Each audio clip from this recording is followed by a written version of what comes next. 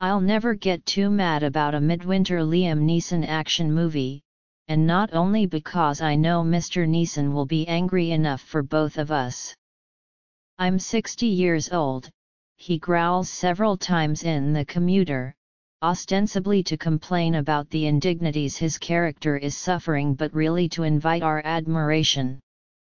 The dude can trade punches with guys half his age, roll out from under the wheels of a moving train and then jump right back onto the train. He doesn't make it look easy.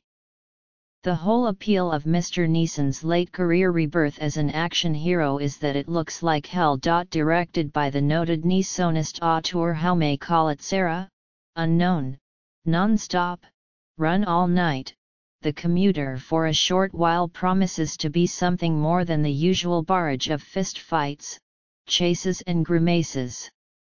The opening title sequence, a montage of nearly identical mornings in the life of Michael Macaulay, is a thing of beauty.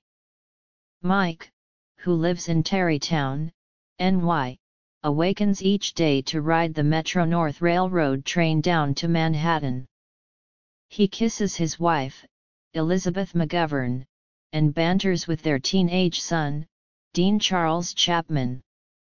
What could have been a sketch of Cheever-esque ennui is instead a brief and lovely survey of contentment. We know Mike's happiness will be shattered, and the clouds that gather to darken his day are also, at least at first, pretty interesting. The Macaulays lost a lot in the 2008 financial crisis, and they've been struggling to rebuild since then. Mike is abruptly laid off from his job selling insurance, and has a quietly foreboding encounter with colleagues from his previous job, which was with the New York Police Department. Of course he's a former cop. He's Liam Neeson. His colleagues are played by Patrick Wilson and Sam Neill. And then, on the hot, crowded ride home, Mike meets a mysterious woman named Joanna, Vera Farmiga, who offers him $100,000 to identify another passenger, another stranger on the train. Until the particulars of Joanna's scheme start to reveal themselves roughly until the first fight sequence, Mr. Collet-Serra cultivates a clammy, hallucinatory, Hitchcockian vibe. Mike is a hapless patsy, but he has also been knocked off his ethical moorings by the prospect of financial ruin. He's in a trap he can't escape, and suddenly everything looks different. The familiar faces of fellow commuters, some of whom he's ridden with for years, take on a sinister cast. Panic and paranoia waft in on the summer air. And then the mood is ruined.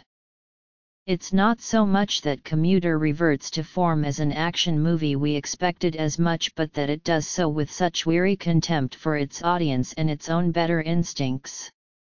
It's not even very good as a genre exercise, and can't always keep track of which genre muscles it wants to flex. For a while it's a locked room mystery. Then it's a runaway train thriller.